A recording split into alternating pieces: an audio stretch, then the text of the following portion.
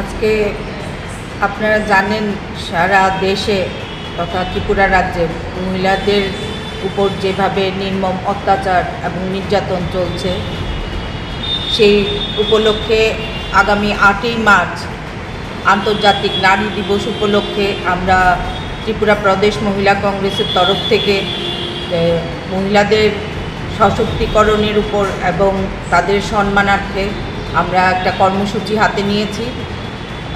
আগামী 8ই মার্চ আমাদের কেন্দ্রীয় নেতৃত্ব তথা আমাদের যে ইনচার্জ সপ্তগিরি শঙ্কর উলাঙ্কা উনিও উপস্থিত থাকবেন। আর আমাদের প্রদেশ কংগ্রেসের মাননীয় সভাপতি আমাদের যে নির্দেশ দিয়েছেন, সেই নির্দেশ আগামী 8ই মার্চ আমরা পালন করব।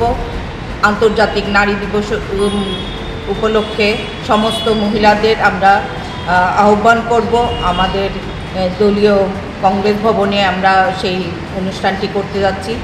আর আগামী 11ই মার্চ আমাদের যে বিশাল সমাবেশ হতে চলেছে, সেখানে আমরা দল মত নির্বিশেষে সমস্ত ত্রিপুরাবাসীকে আহ্বান জানাবো এবং সেই উপলক্ষে আমাদের কর্মসূচিও শুরু হয়ে গেছে সমস্ত ব্লকে ব্লকে এবং জেলা স্তরে।